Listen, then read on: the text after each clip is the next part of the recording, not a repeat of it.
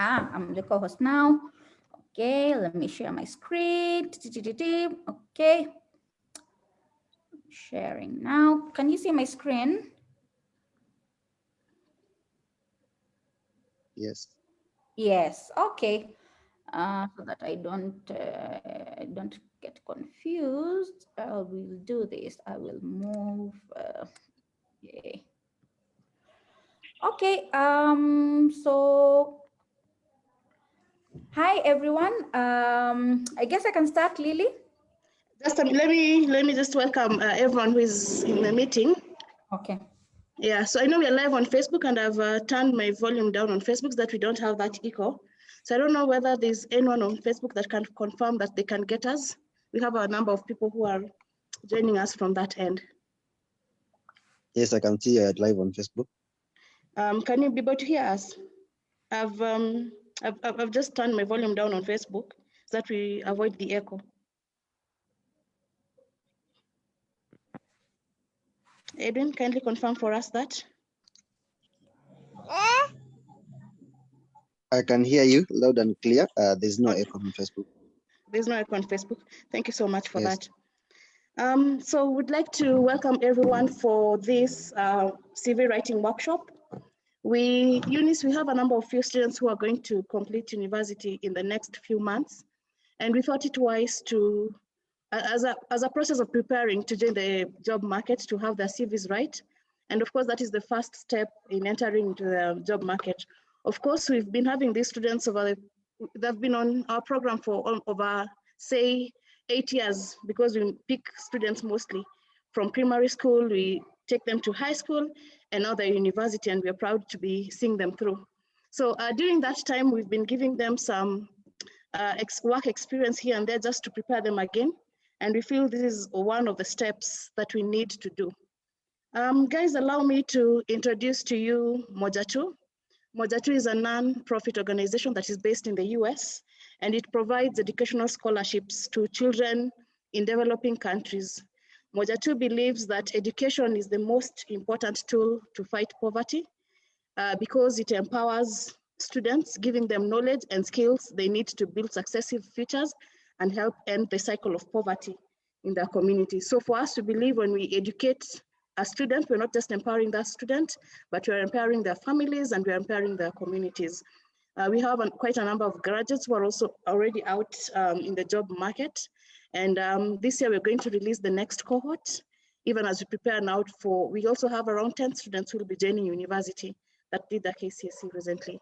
So once again, I'd like to invite everyone to this meeting, and Eunice, you can take over. Before you start, guys, allow me to introduce Eunice.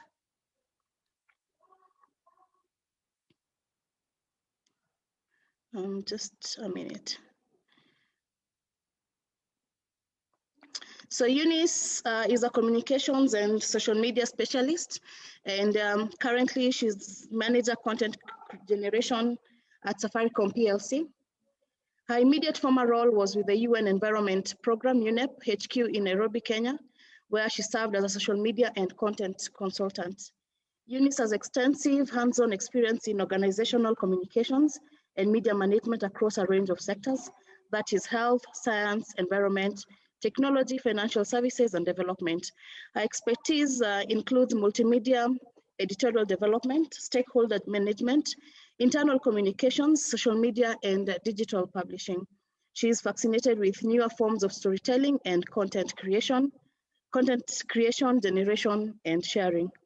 Beyond writing, she creates a monthly video series, hashtag Kalunde Lands, an online storytelling platform for creators. The monthly video series affords you a front row seat to learn how people have turned their passion into a lifestyle and a living.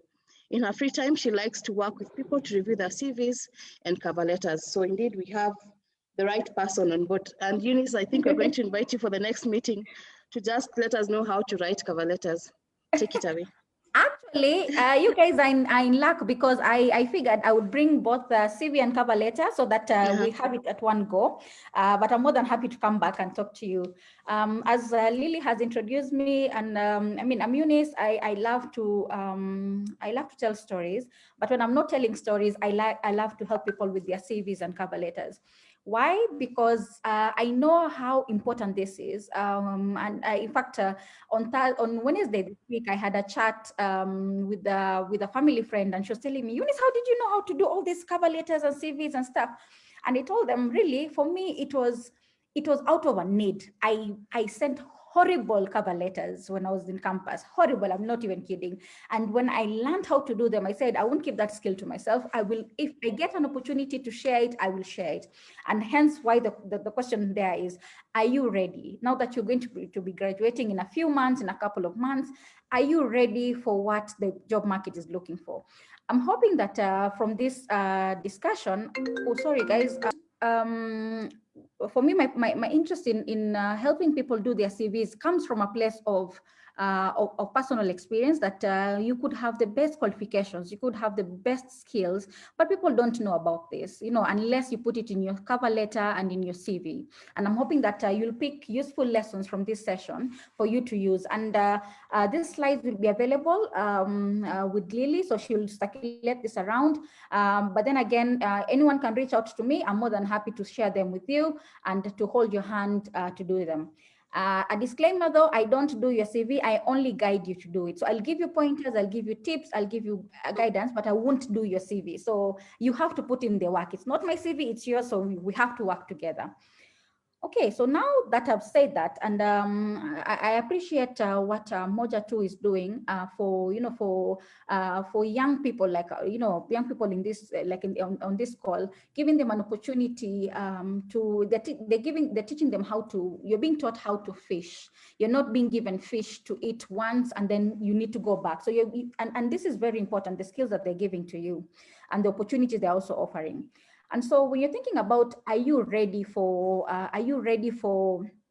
the job market, I need us to think through some of the critical skills that you will need for you to move forward. So regardless of whatever course you're doing, if you're doing finances, if you're financing, if you're doing accounting, if you're doing communications, regardless, these are the skills, guys, you need. You will need skills in writing. And it doesn't have to be over the top kind of writing, some of the work that some of us do as journalists. But you need to be able to put your thoughts concisely in text and put them in a way that someone can understand. This will help you if you're going to be doing reports, which you will be doing for the job that you're going to take up. So you need to have good writing skills. And for me, it's at the top. If you cannot write, then you cannot express yourself properly. And you'll see how this is important also for your CV and in your cover letter. You need to have digital media and communication skills. All of us, we have a phone. So already you're halfway there in that digital media and communication skills. You need to have those, you need to be able to see what is digital media, what does it mean, how can I use it for, regardless of whatever qualifications that you have.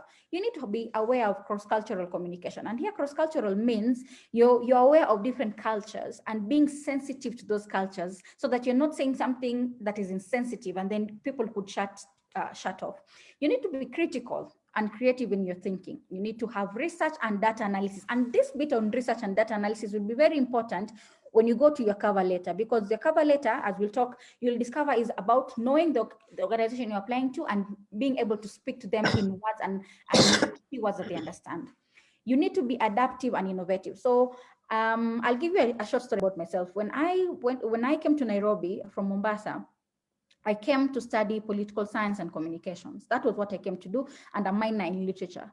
However, I ended up in journalism. I ended up, not that I knew I was going to be a journalist, but I was able to adapt. At the moment I realized, you know what, the skills that I'm getting in schools, I can turn them around, I can be innovative with them, and then I can do something better with them. So think about the skills that you guys have right now. If you're doing your bachelor's or you're doing your diploma, how can you adapt the skills that you have into your into the job market? Because you'd be surprised, some of the things you learn in school, it's important, it's good for you to have those skills, but you need to pair them with something else to survive in the job market. The other skills that you need to be collaborative and aware of teamwork. You can't do anything on your own out here. You have to work with other people. So you need to be able to be alive to that. Otherwise, you will struggle to fit into the workplace. You need to be able to be a public speaker and be good in listening, because most of the work that you're going to be doing is going to be, Eunice, can you do for us a report? Eunice, can you write? Can you do an analysis of da da da? So you need to be able to listen properly, not to respond, but to internalize, and then to use that to respond to the need that is what is required in a more comprehensive way. You need to be emotionally intelligent, and you'll see how important this is, especially when you go to new workplaces where people won't understand you. I mean, you're a young person, you're there, you're thinking, I deserve everything life has to offer. My friends, you will have to work hard for some of those things. You need to be emotionally intelligent, not to lose focus of what it is that you're keeping your sight on by being thrown off when something doesn't work your way. So you need to be emotionally intelligent to pick nuances in your workplaces and the people you're interacting with. So you can tell when someone is over-promising you, then you can tell, no, this one will not work. You need to be very proactive. Being proactive is you're able to anticipate a need before it happens. So even in the workplace, even when you're applying for something, being able to anticipate, this is what, with the skills that I have, I think these guys will need someone who can do 1, 2, 3. So being able to anticipate that. And above all, have empathy, because the world is tough. You need to be able to put yourself in other people's shoes. When your boss is asking you to do something, be empathetic and ask yourself, okay, what does this mean? And even on the other side, if you're going to be a boss, and I pray most of us, all of us will be bosses at some point, is that you have empathy for younger people, for interns who are going to come in like ourselves right now, and to work with them and not say, oh, I'll need to spend so much time with these guys to hold their hand. Now that we know, these are some of the key skills. So my friends, if you can take a screenshot, take this, read about it, research about it, but I'll share this as well. These are the skills you need in the job market. Without this, you'll be like a square peg in a round hole. You'll struggle to fit in. You'll really struggle. So now let's jump straight into your CV. Your CV is your personal marketing document, okay? And here, personal marketing document means if you are a product, and you will discover this in the job market, you're all selling something. You're all saying, pick me, pick me, pick me. So it is your personal marketing document. It's that document that says, look, I am the best candidate for this job. I am the best that you need. This is why I am the best. So it is all about you guys. So for your CV and your resume, it's all about me, me, me, me, me, me. I am the best. I have studied. I have this skill. I have this experience. It's about you. And you see the distinction between a CV and when you go to your cover letter. Cover letter is about their organizations. It's about them. CV, it's about you. So you'll see how this will be very important when you're thinking about the different parts of the CV. Now that you know it's about you, here are some of the sections of a CV, and this, it will help you structure, because a CV is all about structure. You can't be telling people, my name is Eunice, I am doing this, and then it's all over the place. So your education comes here, before I know it, you're something else. So it has to be very structured, because what with the structured CV, what that is telling your recruiter is that you can plan yourself. You have a sense of priorities. What is most important? What should someone, if they forget everything else about me, they need to know who I am, what I'm about. So then you need to have a header where you have your name. So Eunice Kilonzo, professional title, multimedia storyteller, your email address correctly. So if your email address, if you set up an email address and you say have something like hotbabes59@gmail, please change it, make it professional and have it in your name. So if it is Kamau Shege or Mwendo Adoris, or Mwendo Adoris at Gmail or at Yahoo or at Outlook, whatever, so that it's very, very professional. I mean, it's you're selling yourself. You don't want the recruiter to ask themselves, who is hotbabes56? I can't tell who that is, okay? And then if you have a LinkedIn, so LinkedIn, for those who do not know, LinkedIn it's like a social media platform, but for job seekers or for people, like a professional social media. So that's where you put in your job and such. So then you could also include a link to your LinkedIn page. That way, whichever page someone opens or your CV, they'll get to see you. They'll get to click and they'll get to go to your LinkedIn. So If that goes without saying that you need to update your social media presence. So if you've not set up your LinkedIn, it's very simple. It's almost like setting up Facebook. So you can go in, just search LinkedIn and then create account, and you can do all that. So it's something that you can do. Include your professional bio, and in the next slide I'll show you how to do a professional bio. It simply is who you are in a way that could be who you are currently or who you aspire to be. And I'll show you how to do this. You need to, in your CV, you also need to include a bit on the skills. And here the skills is very important because it's basically the keywords for the job. So if you are an accountant, for instance, or you're in environmental science, some of your keywords would be, climate change. Some of your keywords would be, so you find keywords that are tied to the job that you also aspire to have, or you aspire, or you already have. So you include that as well. The other thing is to include your education. So I know some of us are graduating in 2 months or so. So your current you need to start with your current. So University of Nairobi, Bachelor of Arts, but you don't need to include the grades. And then because you yet to get so much work experience or education experience, then you bring in your high school. Please do not include your primary school details. It is assumed if you're already in college, in university, you came through primary school. So you don't need to state the obvious. Don't include your primary school details there. Don't include your grades, because what that could do, unless you got an A and you're in the papers, I'm kidding, but still don't put your grades, because that already, it can, if let's say you got a D minus, for instance, and you put it there, and someone is looking at it and they're like, oh, this person has nice skills, and then they come there and they say a D minus, they're like, I don't know, they might just disqualify you, but you have much more to offer. So don't include your grades. Whatever happens, you can talk about it when you're invited for the interview, when they ask, but you don't have to put it out there. Work experience, include internship. So if you've done any internship, whether it is paid or not paid, and I will tell you, for work, especially after campus or after college, you might be struggling with getting an internship, or you might be struggling, or you might be looking for an internship that pays. If you can get something that does not pay, take it, because it will build your skill. It will build, you remember the skills you talked about in the beginning, the critical skill, it will build some of those, and those are very important for you. So take up internships. And then when you're including them in your CV, don't say, don't state your job description. As an intern, I did 1, 2, 3, 4. Show what you were able to achieve with the tasks that you were given. So if they told you as an intern, you're supposed to write weekly reports. Say, in the past 6 months, or since my internship, I have done 15 reports, and they have been able to inform the business in one. So you're showing what you've been able to do. And then in your CV, include a section on voluntary work. We want to see people, employers want to get people who can do work, they can serve the community they work in. So you don't look like you're only taking, but you're also giving back to the community. Include your portfolio. And portfolio here means if you're a photographer, for instance, and you have your photos on a website, include a link to that. So that's your portfolio. That's your proof to show that you have that skill, okay? And then if you have any awards, but don't include awards from primary school, because you are beyond that. You don't need to say, I was the best prefect in my year. You don't need to include that at that point. And then you need to include references. So references are basically people who can attest that they know your qualifications or your skills. So references here could be your lecturers, your current lecturers, and you don't just put many people. You could even have just 3 people.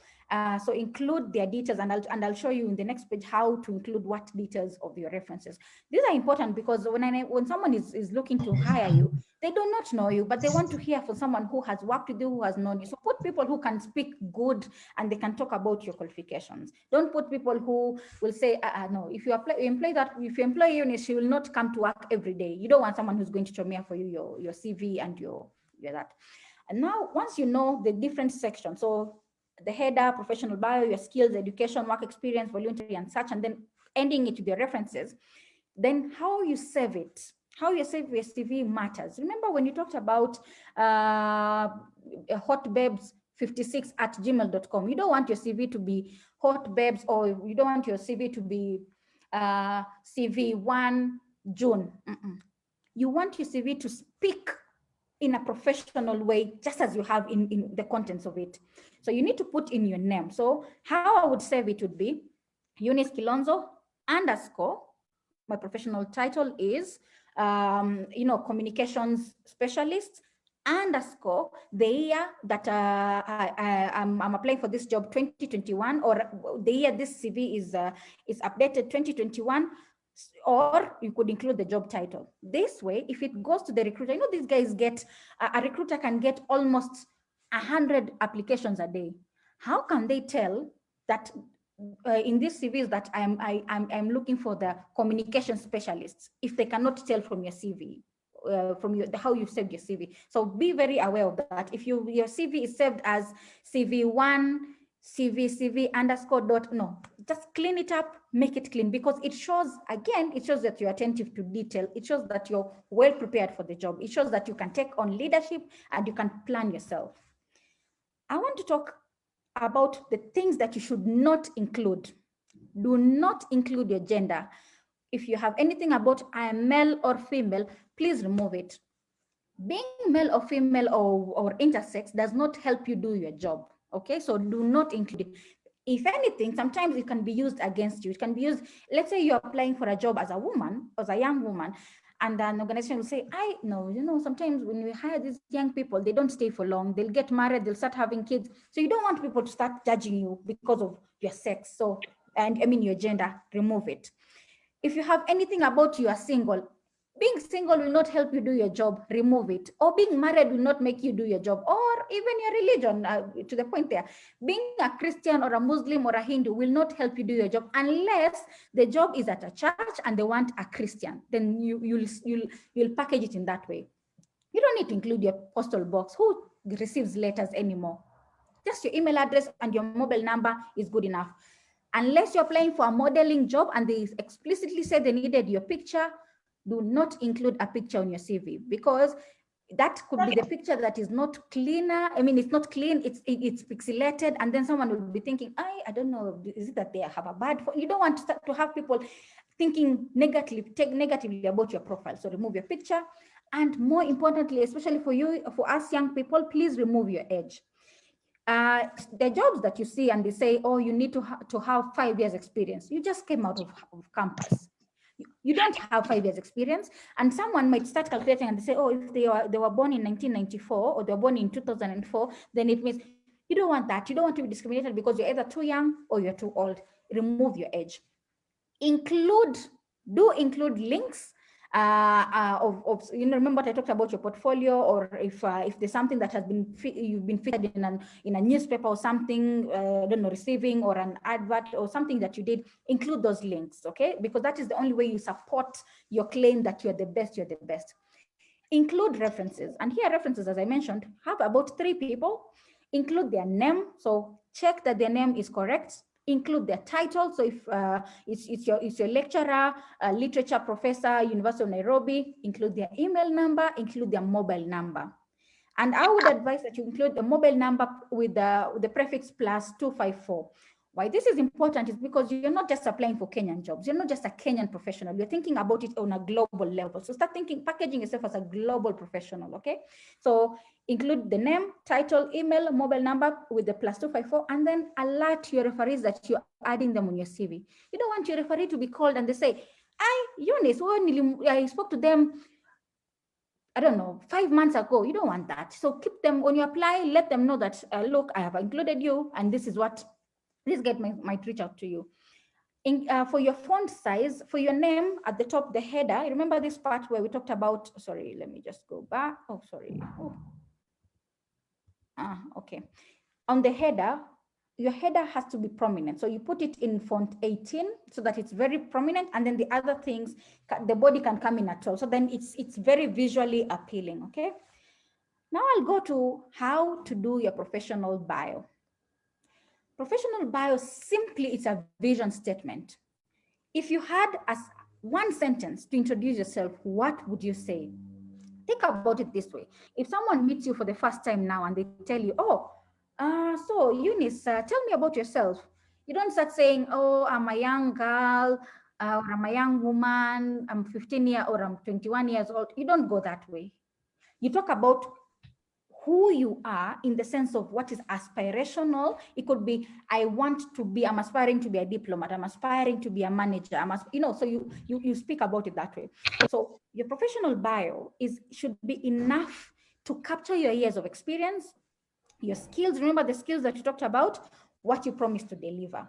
So you can use this on your CV, you can use it in your cover letter, and you can use this on your social media platforms. You want to have consistency across all your documents. Someone is to land on your page on LinkedIn, they'll find the same thing. If they land on your Twitter, they'll find the same thing, whichever, so that there's consistency across the board. I will show you how to do a professional bio. I've done a sample here. If there's someone in this who's listening in and they are an upcoming self-taught multimedia content creator. So this is your professional bio. Upcoming self-taught multimedia content creator with an eye for photography, digital marketing, and development. You can screenshot this and you can replace these words with whatever fits your description. It could be upcoming financial, upcoming investor, financial advisor, with an interest in family businesses, so you can tweak it to speak to who you are and what you aspire to be.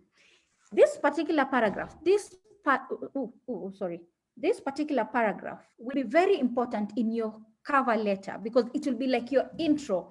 An intro is your first para in your cover letter, and I'll show you how to do that. So think about your qualifications. If you're doing, let me see, if you're doing architecture, for instance, so you could, because you're yet to get the experience and the skills, you can say upcoming, architect, with an interest in sustainable buildings or something, so that it captures in one sentence. If you introduce yourself, you introduce yourself in those words. Okay. So that's how you do your CV. Okay. So now, before I don't know if we are okay up to that point. Maybe guys can put on chat. Maybe if up until that point, some can put yes, we are okay on the chat, so that I know I've not lost anyone. Just one person is enough for me to know that I'm not losing people. So if someone could just say yes, we can proceed to the next part. Someone? Anyone? Good stuff. Thank you. Thank you, Maria. Thank you, Dinelle. Thank you, Joy. Thank you, David. Okay, Sawa. Thank you. Thanks for that. Okay, so now that we know how to do your CV, I want to introduce you to CV's cousin or CV's friend, the cover letter. The cover letter is all about the job. The CV is about Eunice, me, I am the best. Cover letter is about the job. And you'll see why this is important. It's all about the job because you're speaking to the organization. You're telling them, look, I have these skills that will do this for your job, or will do this for this role. So you need to be able to, for the cover letter, you need to research the organization. If you're applying to Safaricom, for instance, Safaricom is more than airtime, is more than phone calls, it's more than internet. You need to research the organization to know exactly what those guys do. And then you also need to research their role. So if you're applying to, let's say, to Coca-Cola are looking for a communications assistant. You need to research the role of communication, I mean, the organization, what Coca-Cola does, or what, I don't know, Brookside does, selling milk and other dairy products. And then you need to research about the role. So the role, they've done part of the research for you through the job description. It tells you, we need someone who can do 1, 2, 3. We need someone with 1, 2, 3 skills. They've already done somewhat like a preliminary research for you, but you need to go deep and ask yourself, if these guys are looking for a communications assistant at Brookside, are there other communications assistants in other organizations, and are their jobs similar to this? And if they are different, what can I do, or what can I add onto this application to make me stand out? Okay. So you need to research. I will tell you guys this, please, if you see someone sending you a job on WhatsApp or whichever platform, and they're like, Eunice, there's this job, or, Dinelle, there's this job, apply for it immediately. Please don't. fight that temptation to apply immediately without doing a research on the job. You could even apply and you discover you could even research on the organization and you discover it's not something that you want to do for the rest of your life. It could be something you just want to do for the short while to get the experience and move on. So please do your research. Don't be, I know you could be desperate. You're thinking, I need to get a job as quickly as possible. I need to get a job.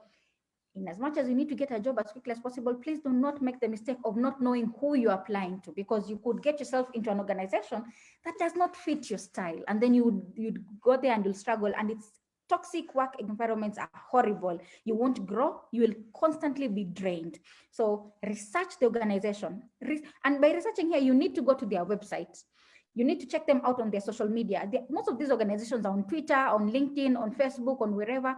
Look them up so that you're not caught by surprise. You don't see something, then you're like, I didn't know this is how these guys, how these guys work or something like that. So you need to research. And I'll keep emphasizing on this. Please, when you get a job application, do not apply in a rush. Take your time. Take it. And that's why you see job applications they don't ask for someone to apply today and tomorrow. They usually have about a week or 2 weeks to give you time to look at them, look them up, see if this is something that fits you. If it doesn't, you don't have to apply. Okay. Now that we know that the cover letter is about the job, these are the parts. Let me just move this away from that. So these are the parts of a cover letter. And I know most of our universities don't teach us any of these things. So you learn out here. Sometimes you don't even learn properly. Sometimes you copy other people's CVs or cover letters and you copy the wrong thing. I am more than happy again to share this because I learned the hard way. By the time I was doing a proper CV, I learned the hard way, guys. So, and for me, that's why I'm very passionate about making sure that your CV and your cover letter is really good, because it's going to go a long way to helping you get a good job and the best job there is. So your cover letter, this is how your cover letter would look like. So I know in was it high school, we used to do letters in composition. We used to say, put everything left aligned. I think there's a time they say left, right, keep it left, because you want the eye to flow from the top to the bottom easily. So you put your address. So your name, Eunice Kilonzo, my email address, kalunde@gmail.com, and then my phone number +254 that, and then below it, you put the date of your application, the date that you're applying for that job. And then underneath it, you put the name of the organization you're applying to. Please do not be tempted to send the same cover letter to all organizations. If we go back to this, where is that? If we go back to this, it's all about the job. And this job is not the same in all the organizations. They are very different. So do not get the temptation of, I have one standard cover letter, I send it to all. I send it to Coca-Cola, I send it to Safaricom, I send it to HP, please. Cover letter is for that particular job. So put the name of the organization. That way, when the hiring manager is reading, they'll say, oh, this person took time to read about us. They took time to even address us directly, okay? So have that at the top, well aligned. Then below it, you put ref. The ref is really reference, the exact title of the role. Why this is important is because some organizations will call it communications assistant. Others, they'll call them internal communications officer. So there are different titles for different roles. So be very exact, because even when you're typing out the title, you'll be able to know, okay, so I'm applying for a job as financial audit assistant. You will be able to internalize it so that it's easier. Even when you're talking about it, when they invite you for an interview, you're not caught by surprise. They ask you, did you apply for this job at Kenya Breweries? And you have no idea what job, because you've sent so many cover letters to different people, so you don't even know what is what. So take your time, do a good cover letter. The first paragraph that goes onto the cover letter is your professional bio. Remember this professional bio that we did over here. This is the first paragraph that you include there. So how would this look like on your cover letter? My name, so dear hiring manager, my name is Eunice Kilonzo. I'm an upcoming self-taught multimedia, I'm excited to apply for this role. You see how everything fits in place. So nothing is done in West. Everything fits together. So you do your professional bio and then speak I am excited that this role as this title over here, as then your next communications assistant, is something that I'm passionate about, because with this role, I'll be able to achieve your vision as the organization or the company. Your vision is transforming lives, or your mission is improving society, something. So you see, you're being very tailored. So if you're applying to the UN, for instance, and you're applying to UNEP, UNEP is involved in United Nations Environmental Program. It's involved in environmental issues. So you talk about their vision as per the environment, mission as per the environment. If you're going to apply to Safaricom, it's technology, vision as per technology, mission. So it's very tailored. Okay. Para 2 and 3, you can also take a screenshot of this page. Para 2 and 3 answers the job description. So JD here means the job description, by showing how you are qualified for the role with reference to your experience and other self-taught skills. So now look at the job description as a question. You know how we used to do when you're doing KCSE or you're doing your questions, there's a question, what is 1, 2, 3? And then you provide the answer. 1, 2, 3 is da, da, da, da, da. So the job description is a question. Think of it like a question paper. And then your cover letter is now your answer sheet.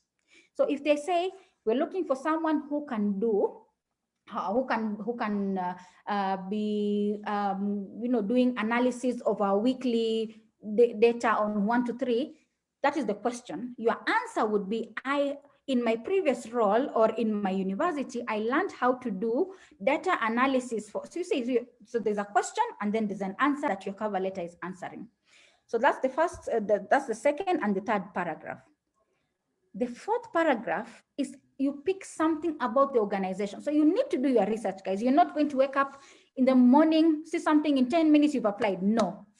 Pick something about the organization. So you've done your research, you know that, let's say, World Food Program is looking for, their ambition or their vision is to make sure that there's secure, safe food for everyone. For instance, just giving an example, it's not exact as what they do.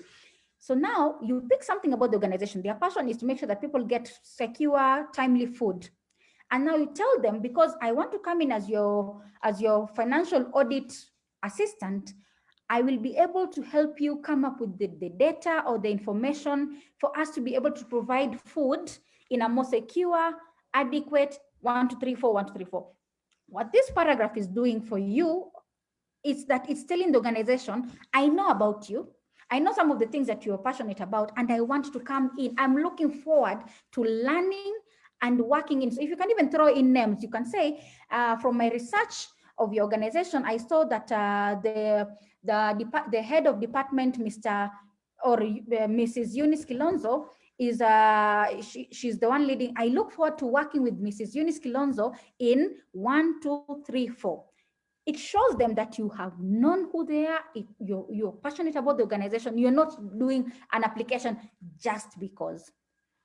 All these nice things you have to say in a cover letter have to be in one page from top to bottom, one page. So you need to be able to remember the skill I talked about, the writing. You need to be able to write very succinctly. At this point, I would not tell you to go beyond 2 pages, because you guys are starting out. You do not have experience of, I don't know, 5, 7 years experience. So keep it within 1 page. Once you become, you get into pursue your master's or whatever, you get more skills, then you can go. But even then, even for that point, you don't go beyond 2 pages. If you go to a 3rd page already, now you're doing something else. You're doing articles and everything. You don't need to go that, because again, remember, there are 100 of you that are applying.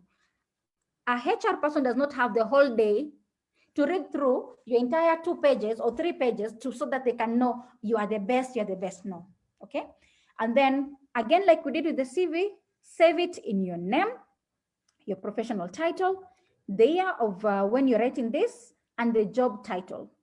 This way, if the HR people need to download your cover letter and send it to other people within their teams, they can say, oh, have you received Eunice's? It is easier for them to remember your name compared to all the other 100 people who are applying. So everything, as you can tell, is all strategic. You have to be strategic in how you do your application. Don't be in a rush, guys.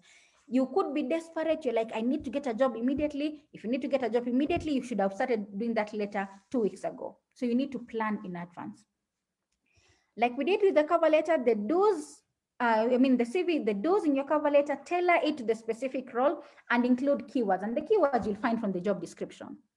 Do not have typos or hanging sentences because it shows you're not attentive to detail. If you even misspell your own name, you misspell the name of the organization, you misspell the title of that. That's what I was telling you, put the exact, even if you need to copy it and paste it there in, do it so that you're not introducing typos. The moment you have typos on your cover letter, the HR person will simply just throw away your CV and your documents and they'll start working on someone else's who is consistent and proper in their writing. Okay, and for you to watch out on the typos, there's a site I would advise you to look out. It's called Grammarly. So it's grammar, like grammar as we know it, and then it has an ly at the end. It's free to use. So you basically pick your texts. If it is your cover letter, copy all of it, go to Grammarly, paste it, and then it will tell you this part, this sentence is wrong, this, so it will help you in editing you don't want to have wrong. And I know for sure if I am recruiting and I'm recruiting a writer and you send me something that is either hanging sentences or you're throwing in some shaying words or some words that I cannot understand, I won't hire you. Okay, don't repeat your CV or your resume in your cover letter. You've noticed that your cover letter is not repeating what your CV is saying. It might allude to your CV, but it does not repeat it. Okay, and then please show that your skills are global. So what I mean here is we are, as Kenyan students, as Kenyan professionals, we are part of the larger global world. And being part of the larger global world means that you don't say, you don't just do very basic things, in a sense of my skills are, I know Turkana County. For someone who's in a global setting, Turkana does not make sense to them. You could turn it around and say, I have experience with working with, county governments from a regional level and with experience of working from a national government, so that you're showing them you're not just localized, you're not just a Kenyan professional, you are a global professional. So now that you know how to do your CV, the elements of the CV, now that you know how to do your cover letter, the elements of your cover letters, the do's and the don'ts, where will you get these jobs? Where will you get these nice jobs? And before I even talk about where you get these nice jobs, I will tell this to those who are about to graduate. Please be ambitious, but don't be over the top. In the sense of be ambitious. I want to get, I want to work in XYZ organization. I want to do 1 to 3, but be very realistic with what you are expecting to be paid. So if you're a young person, the most experience that you have is, let's say, your campus now, and then maybe you did a voluntary job and you have 1 or 2, 3 years experience, but then you're here, when they ask you how much do you want to be paid or what you need, you're telling them, I need you guys to pay me 1 million. I need to start driving a car in 3 months. I'm sorry, I'll have to be the person to break the bad news to you. That will not happen. You need to start from somewhere and grow incrementally. So you will not, I will tell you for free, when I left campus in, that was in 2013, in May 2013, and I joined Nation Media Group as a journalist, us guys were paid just enough to move from our houses, to come to the office, and then to have enough to save for a rainy day, just enough. At no point did my employer at the time tell me that I will pay you enough money for you to buy a Range Rover in 1 year. It will not happen. Or for you to buy a house in 2 years.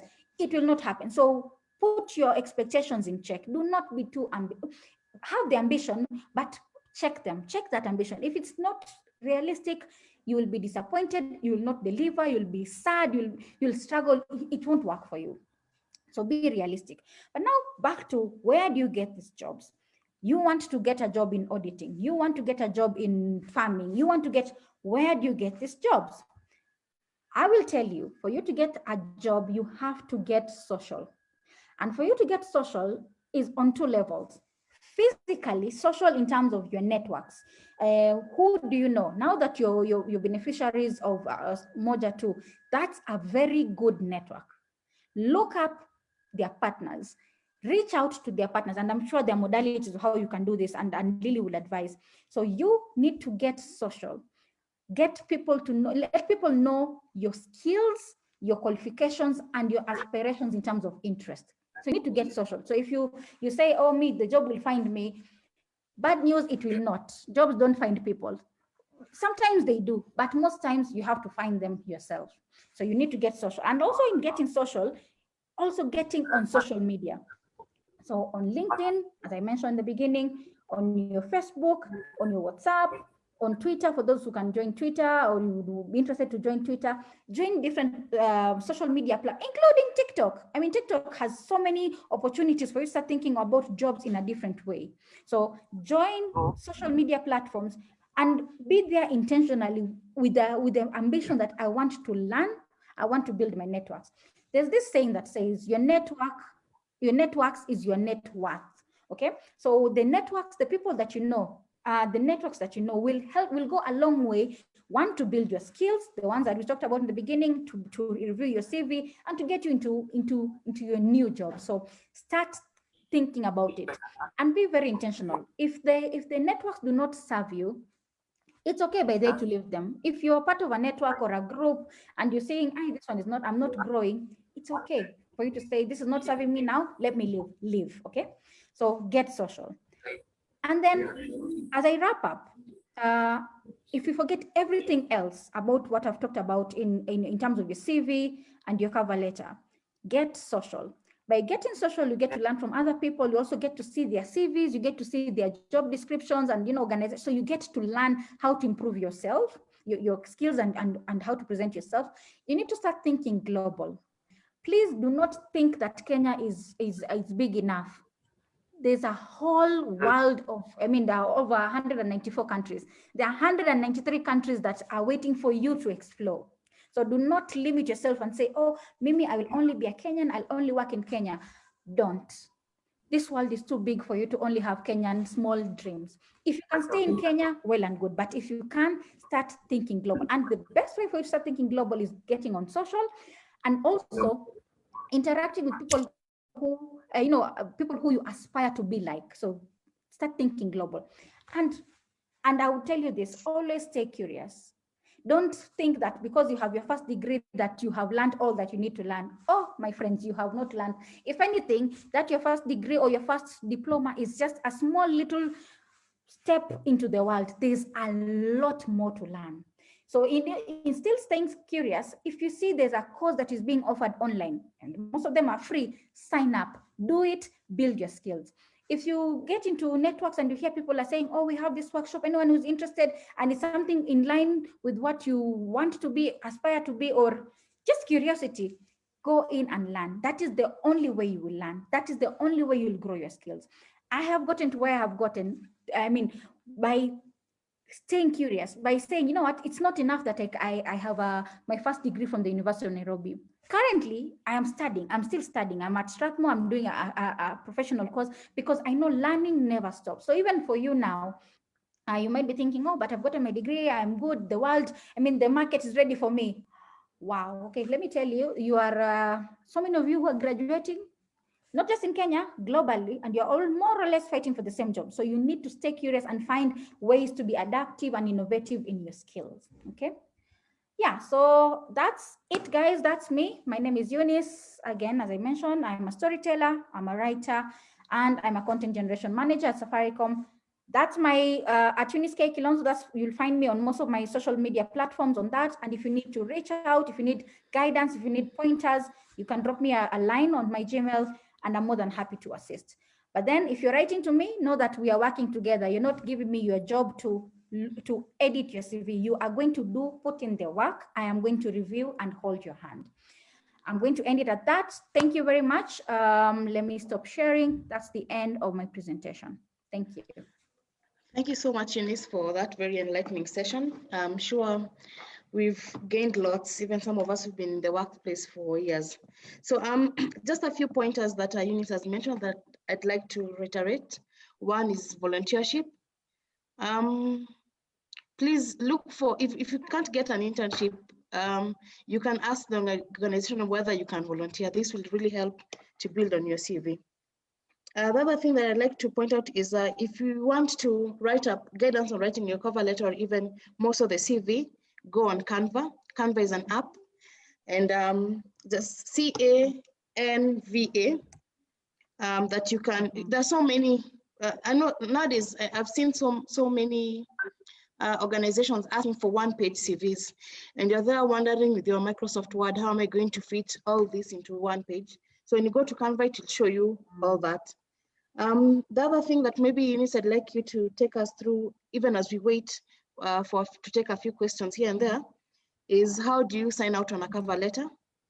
And again, before you answer that, I'd like to, you mentioned something about professional courses. So when you go online, and I think this was accelerated by the COVID-19 and people going online and whatnot, there are so many online courses. And I think some of them, I'm a marketing communications person. So for me, I think HubSpot has really come in handy. So when you just type free online courses in whatever field, you know, whatever, I think something that I've learned after coming out of university and even having done my master's is that you're really not taught enough in school.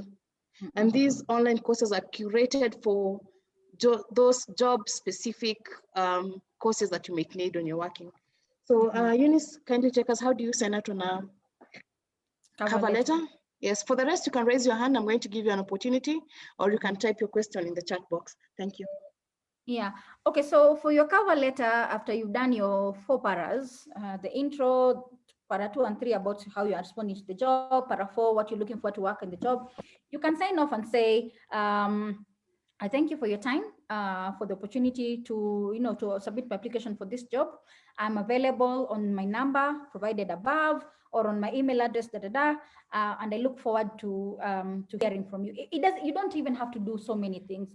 Basically, think about it this way: you are introducing yourself to someone, so you don't have to go into the details of No, make it simple, because the simpler it is, the better, because you are competing with many people. So make it simple, make it memorable. That's why I will tell you that is a trick that has worked for me, being able to speak to the organization, because when they look at it, they see themselves. So keep it simple, sign off very easily, and then very simply, and then when you're signing out at the end, yours sincerely or yours faithfully or kind or warm regards, just put your one name. You don't need to put 2 names, and you don't need to put a full stop at the end, because your name is already at the top, so it's Eunice Kilonzo. Then when you're signing out, it's Eunice end.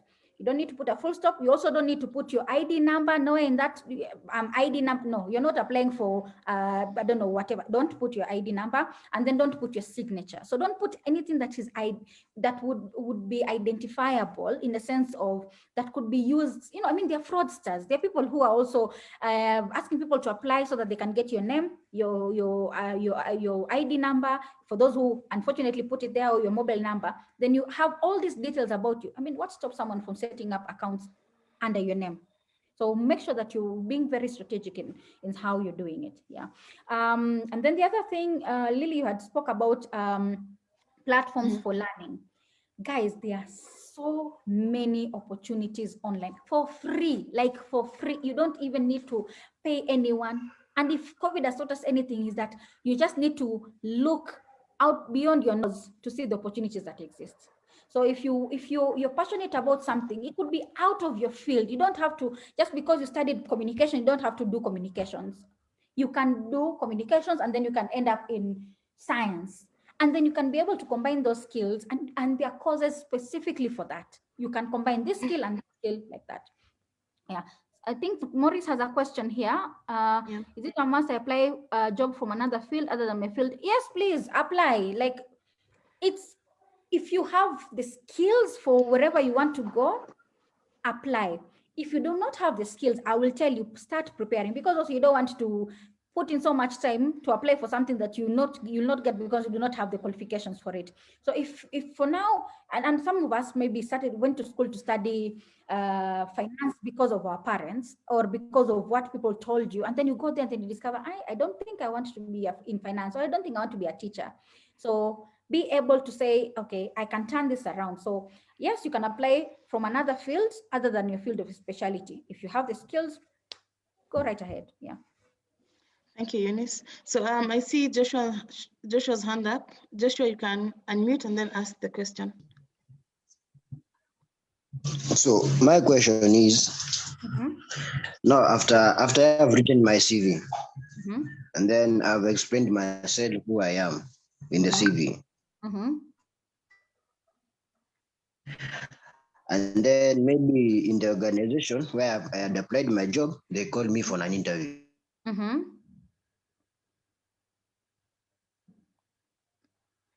Hi, Joshua. And then when I get to the interview, they are, how should I answer that question? What comes to? Sorry, Yeah. we missed you. So I'm saying, after I've written my CV, and then inside the CV I've explained myself who I am. So, and then the CV has gone through, and the organization calls me for an interview. Then when I go for the interview, they ask me, tell us more, tell us about you. Yes. What are they looking for me? Because that part comes challenging for some of the people. Yeah, so I think that's actually a really good question, Joshua, that you have. So the trick I usually tell you to do is when they ask you to tell us a bit more about yourself, please don't get into the temptation of repeating your CV. This is how I would do it. So your CV, my CV says that I'm a communication specialist. My cover letter has applied for this job. They're looking for a communication specialist. So how I'd introduce myself is, remember that professional bio that we had? That small para, you can build on it. You can squeeze it for as many things as possible. So you can say, my name is Eunice Kilonzo. I am a multimedia storyteller. I'm really passionate about, connecting stories and finding people's stories and being able to unpack that for different audiences. So how I've been able to do that over the years, I've been able to tell stories in the newspaper. I've been able to tell some stories on video. And now I'm currently doing a podcast on 1, 2, 3, 4. So you've not entirely spoken about your CV, but you've been able to tell them something about yourself. Because again, when they tell you to tell them about yourself, it still has to be tied to the job. So you don't start, you could, unless they ask you, so what do you do in your free time? Then you can say, oh, in my free time, I play football. It's about yourself, but you need to be sure of the time and place for certain things. So when they ask you, tell us about yourself, please do not get into the temptation of going to your CV. Go to your professional bio and pack it, because it's just one line, but now you have an opportunity to say, so that I can, because I'm passionate about storytelling, I'm also doing some courses, or I'm involved, I volunteer, without going into the CV like you'd say, like you're enumerating all the things that you've done and achieved in your CV. I hope that makes sense. Yeah, I hope that makes sense, Joshua.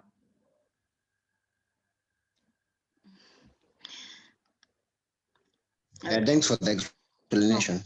Yeah, and most of these questions and the responses you will learn as you go for interviews. And also, the bit when I talked about being social, you'll be able to learn from other people. So there are people who, they just produce content around how to ace interviews. So you can pick lessons from some of those guys. So then you prepare for them. Okay, there's someone, I see Sami has a question. I have a skill that I have learned in the Juakali sector. Is it okay to include it in my CV? It have not learned it in an institution. Yes. Please include it. However, I will tell you, you need to be able to show what exactly that skill is. So let's say if in the Juakali sector, you learned something about how to manage, let's say, for instance, how to manage different kinds of projects. So the skill that you've learned from that sector is that you now have a, like a project management awareness. You see how you're looking at it. So then when you talk about, when you're including it in your skills, you're going to say, I have hands-on experience in project management. When they ask more detail, then you say, After campus, I went and I was involved in 1 to 3 in the Juakali sector. I was able to, have a oversight over 5 projects, and this is how they delivered. You see, so you can always turn them around. But I'll tell you this, and maybe this might break some people's hearts. Very few organizations will ask you for your degree. They would want to see it. Very few. It's good that you have it, but very few will say, unless we see it, we'll give you the job. Very few. So institutions, it is important for you to have those skills, but if you do not have it, it shouldn't lock you out from a job. Okay.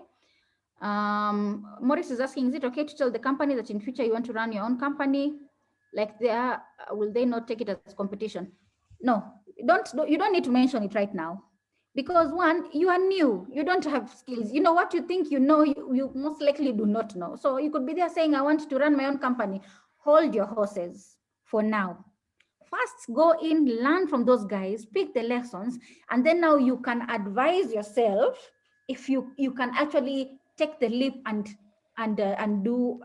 be on your own. So I would advise you, if you can, learn from the company, because every interaction you get with organizations, with companies, is to build your skills, is to build your soft skills, to build your people management skills. So I would advise you, don't tell them that I want to set up my company like yours, but depending on how you get in and you learn, then now you can weigh if it's a discussion you can bring up. If not, hold your horses, my friend, hold your horses. Okay, how many? So Eunice, just a minute. There's someone else whose hand is up. You can respond to that, then we'll go back to the question. Waweru, go ahead. Unmute. Good morning. Good morning. Good morning. My question is, in a scenario where maybe an organization has given a timeline for people to send their CVs, what's your advice? Are you supposed to maybe like send your CV so early, or maybe should you wait for the deadline? When you're approaching the deadline, when is the best time? Okay, so definitely do not apply on the day of the deadline, because that is the day that your network will fail. That is the day that you will discover there are typos. Don't apply. So that one is out. Don't apply at that end. Although I see organizations saying we are accepting applications on a rolling basis. Well, that means if they sent out an application, let's say July 1st, on a rolling basis means those who apply on the 1st of July, they get to review. Those who apply on the 2nd of July, they get to review, like that. And then by the time the deadline is on the 14th of July, they close it. Then now they can go back and say, of this 100 we received, we've shortlisted 20, which came in on a rolling basis. So while it is good for you to apply immediately that job comes out, you remember what I said, most likely when you see a job now and you apply, you will not do a good job. So I would say, and it depends also with how soon you get to see the job, because we could have been posted on the 1st of July, but you saw it on the 5th of July. That does not mean that you are late, so you shouldn't apply. Apply when you see it. My reasoning is, the moment you have a job description that needs you to apply, give yourself 24 hours. Okay. So regardless, whether it is 24 hours to the deadline, but please, if you can apply just before the deadline, give yourself 24 hours. What this 24 hours does is you get to internalize that job and ask yourself, do I actually want to work with these guys? Even if you are desperate, give yourself 24 hours. So if you got the job at, it's 10:10, give yourself till tomorrow. At that time, at 10:10, or that's actually, yes, it is 24 hours. You could even give yourself 36 hours, just so that you can go through it. Don't be in a rush to apply. Please do not, if the temptation is there, you can easily do it from your phone. Please do not be in a rush to apply. You will be disappointed. That's why you'll get regrets. And I know this because by the time I got my second job from campus, I had applied 36 jobs. Horrible applications, nonetheless, horrible, because I used to see something on my phone in bed, I didn't even look through what these guys needed, just applied. So back to your question, Waweru, If you can apply soon enough, well and good. But the moment you see a job application, give yourself 24 to 36 hours, internalize, and when you're internalizing, you're reviewing, you're doing your research so that you can see if you can see yourself in that organization. Yeah. I hope that is answered. Obliged. Yeah. Okay, so. I see, do we go to Joshua? I see he's asking how many references should one have in the CV? On a maximum, have 3. Make sure that there's a gender balance. Make sure that you have a woman, a man, or 2 men, 1, whichever, but make sure there's gender balance so that different people will say different things about you. So don't just have your lecturers, have where you did your internship, something so that you have people who can speak to you in different ways. Do not include your relatives. Do not include your father. Do not include your sister. Do not include, if you're married, do not include your husband. Please do not. Include people who know you on a professional level. The temptation will be there. I mean, they could say nice things about me. Do not, because they will clearly see Eunice Kilonzo, and my reference there is Mr. Kilonzo something. Don't be that person. Yeah. On websites, I think Lily has provided that. How to answer the question on salary expectation. Rachel will tell you this. How to answer that question on salary expectation will all come down to your research. If you do not know anything about the organization, you could be asking for very little or too much. So you need to do your research, and your networks again is your network. Because if you see a job at Safaricom, for instance, I might not entirely know how much they are paying, but I will tell you for this grade, they usually pay between this level to this level. Or you're applying to the UN and they tell you, Eunice, I need to apply for this job at UN Women. How much should I say as my salary expectation?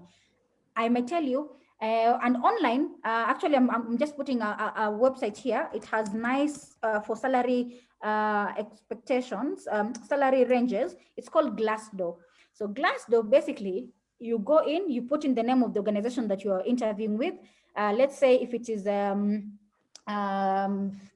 Barclays. So if you put Barclays, and then you can even include the title of the job, and you'll get people who've worked at Barclays in that level, and they'll say we've been paid. When we got in as graduate assistants, we were paid 50,000 Kenya shillings, and then after 1 year, it was reviewed to 100,000. So when you're going to speak, when they're asking you for the salary expectation, you will know what you can say. So yeah. So that's how you can answer your salary expectation. And then also, sometimes some of these jobs, organizations put some of their pay online. Sometimes they even include it in the job description so that, if they say for this job will be paid 125,000, you don't go there and tell them I want to be paid 250,000. They already said how much they're paying. So watch out. And that's why I'll tell you, take your time. 24 to 36 hours, research, look them up, know what they are about. If there's someone in your networks, and LinkedIn helps this a lot. On LinkedIn, you see someone who works at Brookside, write to them, tell them I'm applying for this job. I'm curious about, is there anything I should know about them? Is there a salary range? Something like that. So then you can get a sense, so that you don't undersell yourself and you don't oversell yourself, and people are wondering, who is this person? Don't they know us? So yeah. Eunice, before we take that last question from Joy, I'll ask Dinelle to ask her question. Dinelle, please unmute. So hey. Hi. I was asking, in like my field at school, I'm doing a course that is some sort of wholesome film technology. Like I learn a lot of things at the same time.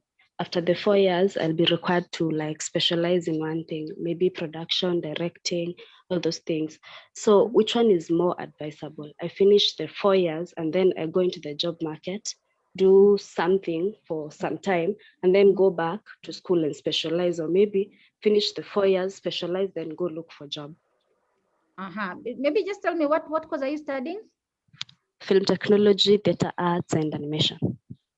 Okay, so film technology, theater arts, and animation. So I would tell you this. First of all, what are you passionate about? Of those 3 things, what is the one thing that you will do if they don't get any other opportunity, and that's the only thing you can do, you will be okay doing it, whether you're paid or not, it's voluntary or not. That will help you narrow down to, if it is animation that you're fascinated about, if it is direct, whatever, pick. So this is how I'll give you like a checklist. Pick what is your most innate passion. For me, I'll tell you, I do multimedia communications, but at the heart of my hearts, it's writing.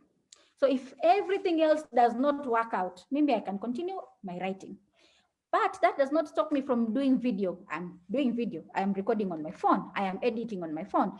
That does not stop me from recording podcasts. I can do it, So you need to identify where your heart, and you know this. You're probably just listening and you're like, oh yeah, I know. I exactly know which one I like. Then the second level for you to make that decision, you need to ask yourself, look at the market trends. What are people looking for now that they were not looking for before that you can offer? You will know animation is something that is rising, but animation on its own cannot stand.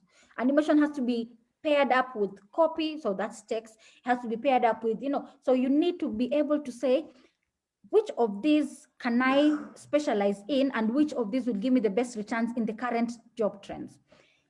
And the third level, I will tell you, in as much as it is good for you to specialize and be known for one thing, it is the generalists who are ruling the world.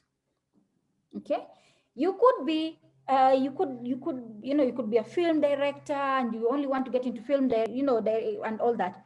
But the people who are ruling the world are generalists. These are people who have a sense of the bigger picture. They can tell, oh, I can bring in film directing into animation, and then I can combine it with writing, and then so being able to see the bigger picture. I'll tell you, specialize when you can. For me, I specialize in health writing, health journalism, health communication. And once I knew I had learned that skill, I told myself, now that I'm a specialist in that, I need to build additional skills so that if I am to get a job beyond the health settings, I can still work.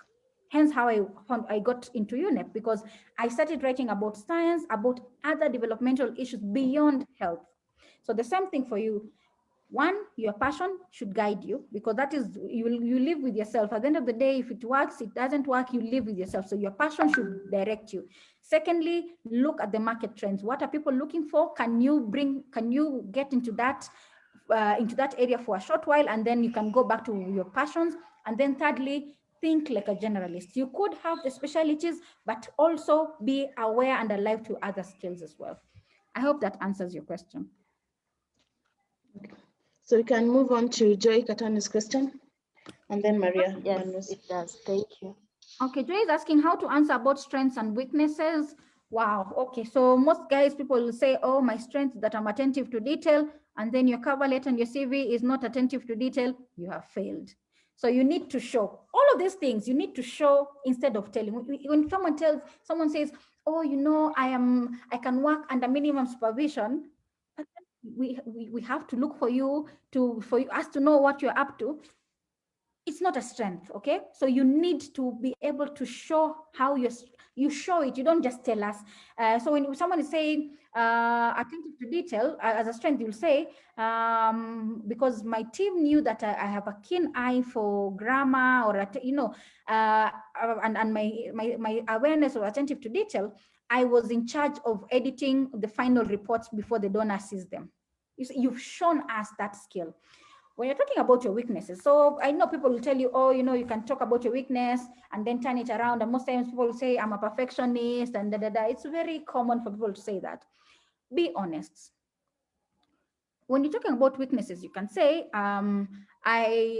sometimes for me, my weakness is that I trust my teams to be able to deliver in good time.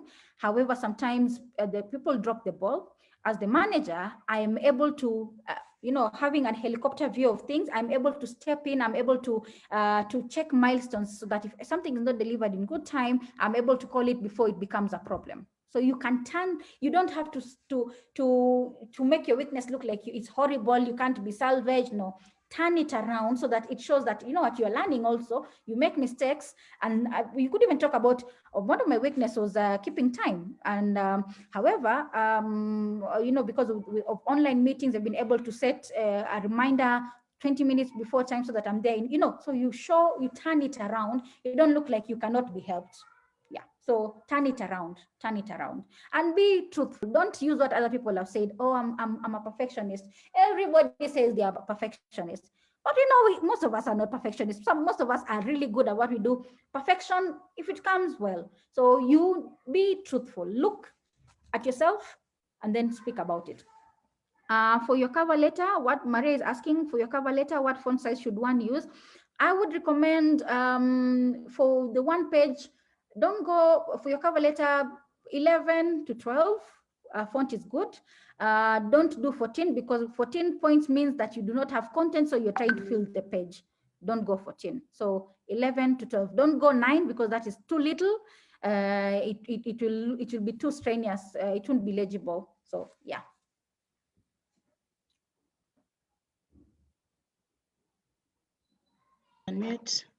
Thank you so much, Eunice, for that very informative session. Before I invite Edwin to give us a vote of thanks, there's something I'd like to maybe bring to our attention, and I think you had mentioned during your presentation, that is the scam jobs.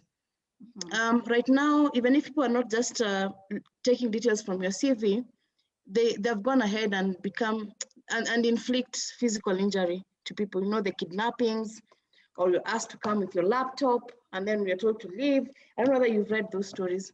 So even on the lookout for jobs, please do not be desperate. Do due diligence. If you don't trust those people, please go ask a friend to take you. We want you to be okay. Yeah, Edwin, you can give us the vote of thanks. Edwin is our program manager also. Yeah, okay. My colleague. Good morning to all. Morning. A very good morning indeed. I deem it a great honor to propose a vote of thanks for this wonderful occasion. Let me first start by giving glory to Almighty God for making this occasion a resounding success. I'd also like to thank our special guests, Eunice and also Sheila, for honoring us with a well-presented and informative session.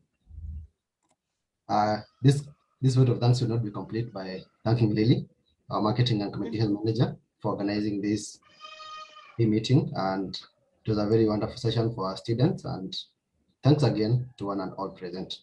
Have a good day. Okay, thank you, Edwin, for that. So I think Eunice, we're done here. Thank you so much. She's put her email on the side chat.